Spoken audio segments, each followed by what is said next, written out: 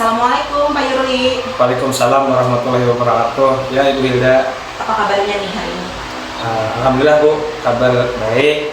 Ibu bagaimana? Alhamdulillah sehat. Semoga kita semua diberikan kesehatan dan kekuatan ya untuk menjalankan tanggung jawab kita sebagai guru ya Pak. Nah. Oke. Seperti yang sudah kita jadwalkan, hari ini saya akan menemani Pak Yurli untuk mengembangkan kompetensi inti coaching. Yang pertama adalah kehadiran penuh atau presence, mendengarkan aktif, dan mengajukan pertanyaan-pertanyaan berbobot. Nah, untuk kehadiran penuh atau presence ini yang saya amati adalah sikap Pak Yurli yang bersikap fokus, terbuka, sabar, dan ingin tahu lebih banyak tentang coaching. Kemudian untuk mendengar aktif, saya akan mengamati sikap Pak Yurli yang bebas dari judgement, asumsi, dan asosiasi, serta dapat menangkap emosi coaching, selalu mengajukan pertanyaan terbuka, dan berasal dari mendengarkan. Dan untuk yang pertanyaan berbobot, saya akan mengamati bagaimana Pak Yurli mengajukan pertanyaan terbuka yang berasal dari mendengarkan. Dari rubrik ini, apakah Pak Yurli sudah jelas atau ada yang ingin Pak Yurli tanyakan? Sudah jelas Bu, saya sudah mengerti apa-apa kriteria penilaian dari coaching ini. Oke, terima kasih. Nah, kita lanjut ya Pak. Ya. Nah, hari ini Bapak ingin saya membantu Bapak untuk mengembangkan kompetensi yang mana Pak? Mendengarkan aktif dan memberikan pertanyaan berbobot Bu. Oke, jadi Pak Yurli ingin saya membantu Pak Yurli untuk mengembangkan kompetensi mendengar aktif dan mengajukan pertanyaan berbobot.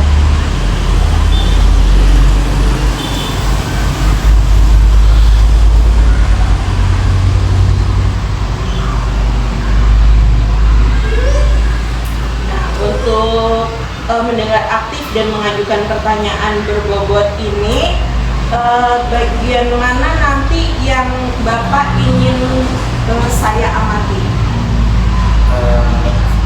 Ini Bu, mendengar aktif itu saya ingin bisa fokus Bu. Kadang-kadang saya bisa teralihkan Bu, fokus saya pada saat mendengarkan orang berbicara. Oke, untuk mendengar aktif, Pak Yurli ingin diamati tentang fokus Pak Yurli selama proses coaching. Oke, untuk mengajukan pertanyaan berbobot sendiri bagaimana Pak? Saya ingin diamati bagaimana saya memberikan pertanyaan kepada coach dari hasil mendengarkan apa yang coach berikan kepada saya Bu. Oke, Pak Yurli ingin diamati di bagian memberikan pertanyaan berdasarkan apa yang disampaikan oleh coach. Ya.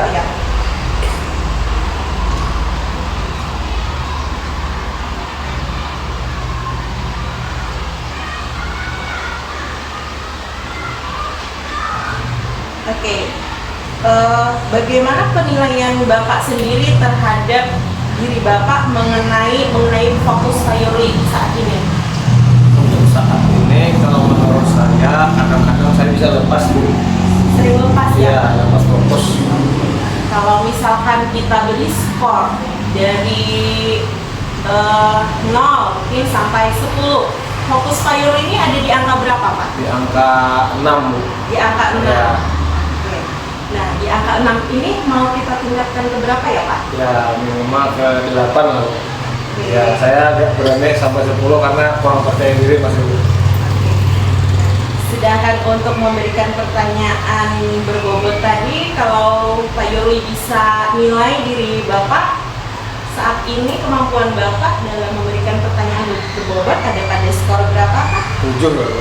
7. Nah, Dan ingin Bapak tingkatkan menuju 9. 9. Oke, apa nih harapan Bapak setelah kegiatan kita ini, setelah dari observasi yang akan kita lakukan nanti? Harapan saya itu saya lebih bisa memberikan coaching kepada coach saya Bu. Dan alurnya pun sesuai dengan alur Filtra, juga dengan prinsip coaching seperti kemitraan, mendengarkan aktif, dan juga kolaborasi. Jadi tidak ada jasman atau apa. Nah, saya lebih bisa mengembangkan itu Bu. Oke, jadi harapan Pak Yuli adalah bisa memberikan, bisa diulangi Pak? Memberikan coaching kepada coach. Oh ya, memberikan coaching kepada coach. Iya, ya, coaching. Oke. Kemudian bisa lebih melaksanakan alur kita Iya. dalam proses coaching itu dan melaksanakan prinsip-prinsip coaching. Oke. Oke Pak Yuli, kita akan lanjutkan kepada sesi observasi ya Pak? Ya, siap. Iya. Oke. Selamat siang Bu Rina. Ya, selamat siang Pak Yuli. Bagaimana kabarnya Nek? Alhamdulillah Pak, agak kurang baik lagi Pak. Ada keperluan apa nih Bu? Jadi saya di sini mau sedikit cerita tentang Bapak, tentang masalah yang sedang saya hadapi. Mungkin Bapak punya masukan-masukan untuk saya. Bisa Ibu ceritakan apa kira-kira ya masalah yang sedang Ibu hadapi Bu? Jadi ini Pak, kebetulan saya kan memang baru selesai cuti ya Pak ya. Dan Bapak tahu sendiri saya ini menjalani program pendidikan guru penggerak. Waktu saya cuti itu kebetulan fokus Pak bisa mengerjakan karena memang tugasnya hanya guru penggerak dan antara guru penggerak dan keluarga. Sedangkan kalau sekarang saya itu sudah mulai aktif lagi bekerja. Jadi mulai keteteran Pak antara rumah atau keluarga, kerjaan di sekolah, mengajar gitu ya Pak, dan waktu untuk mengerjakan tugas-tugas guru penggerak. Seperti itu Pak. Baik, dari yang saya tangkap di sini berarti Ibu agak keteteran membagi waktu Ibu dalam mengerjakan tugas sehari-hari ya? Iya betul Pak.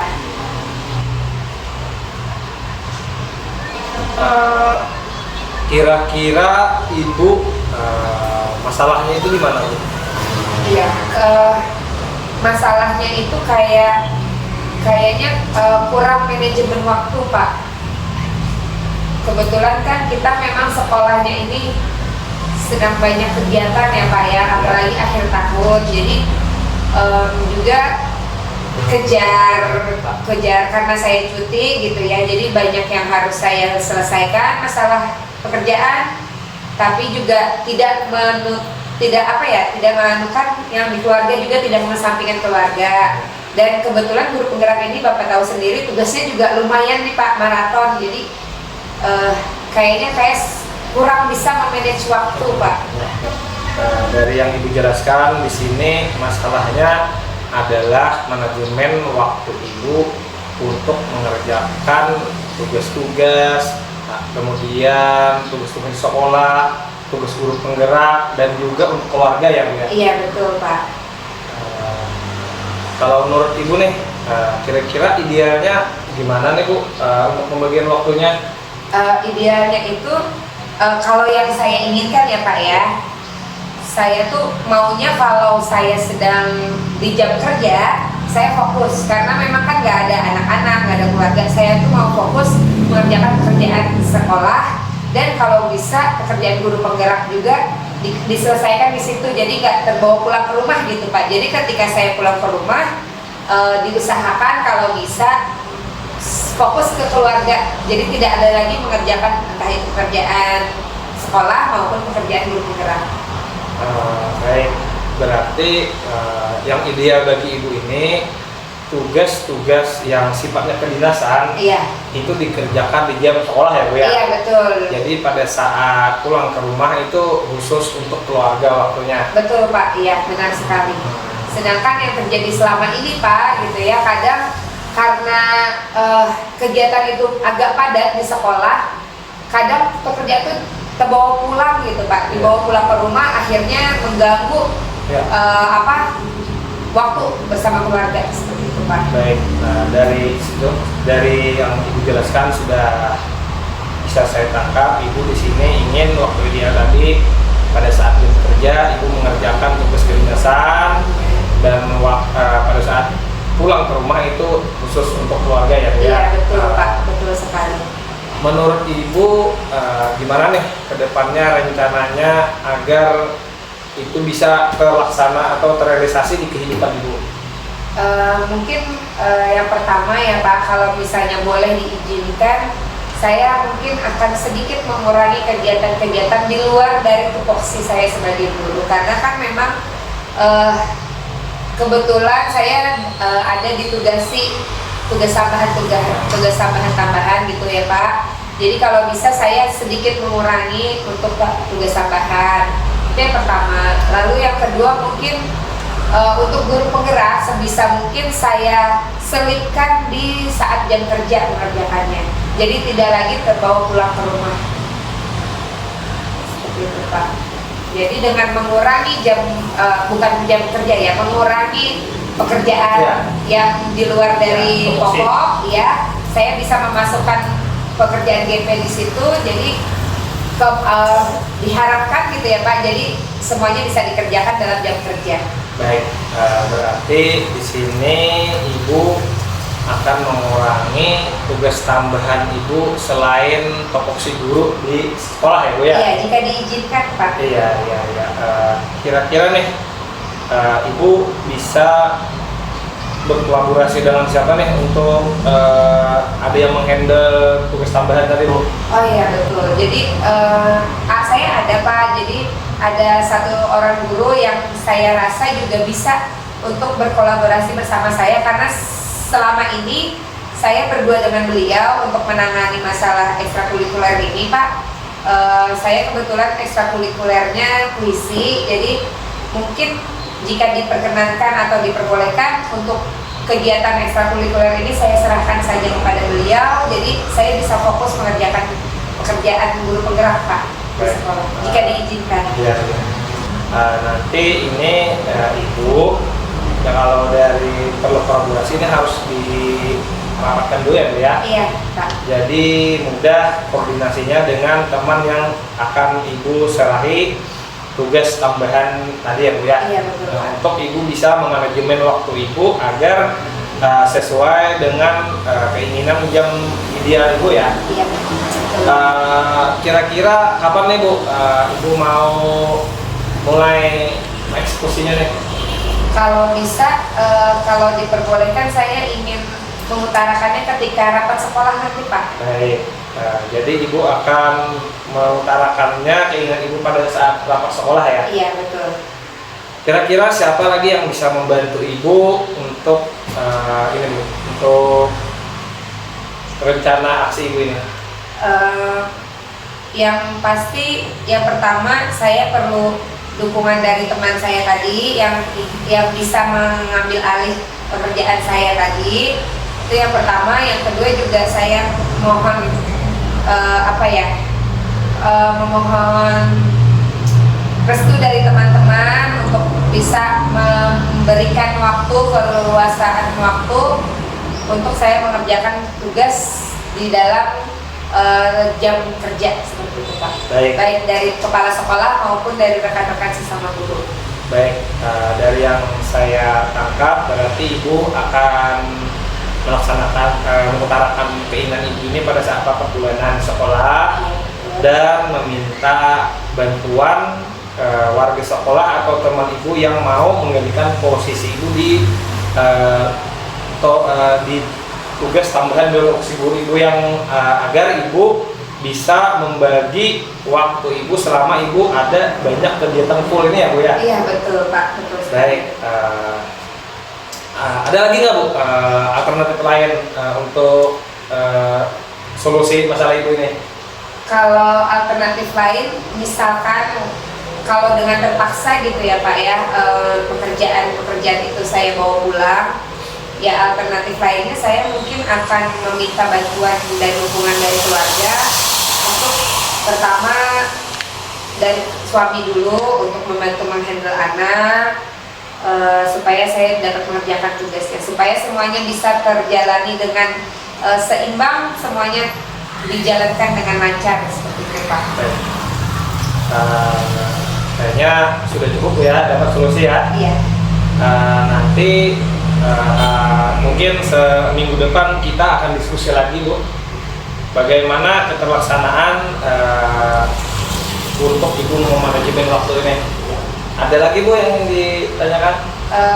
Kayaknya udah cukup Pak. Baik, baik. Kalau cukup kita akhiri perbincangan siang ini.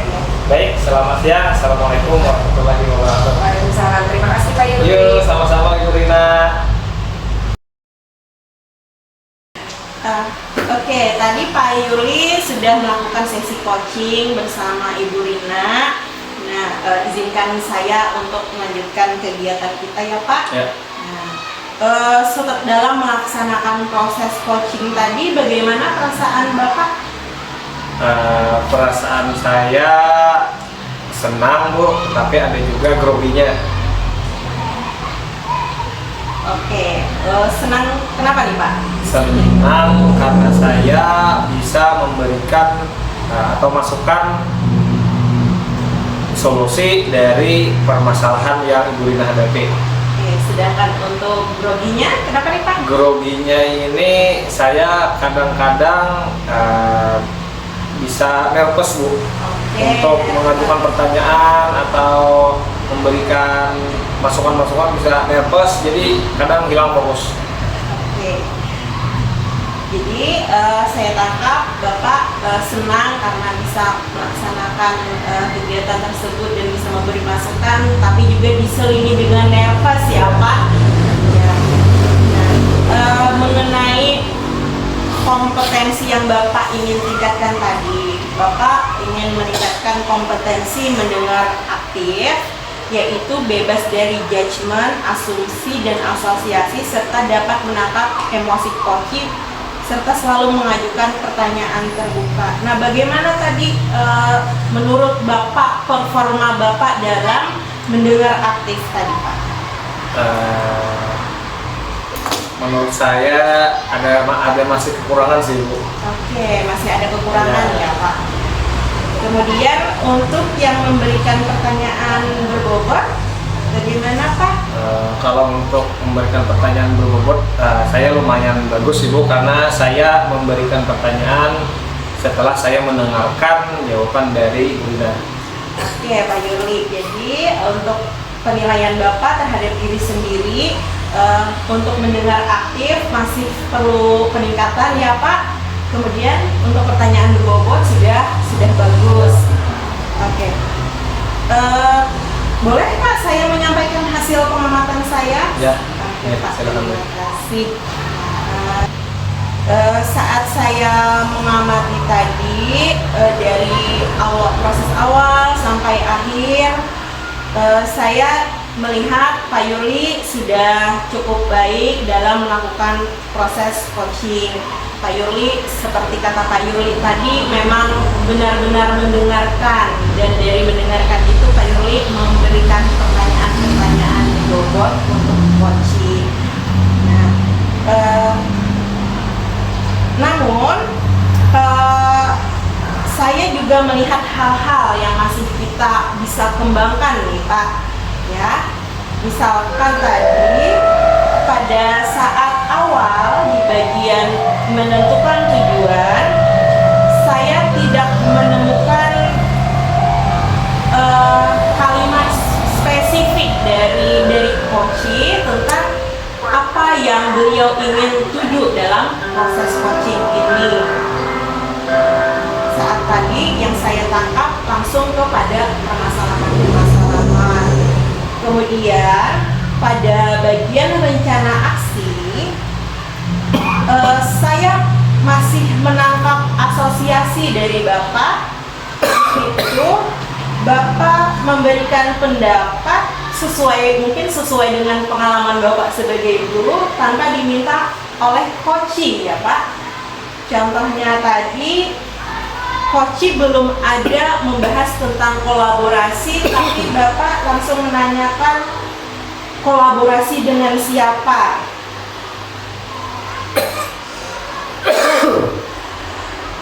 Boleh saya lanjutkan? Ya.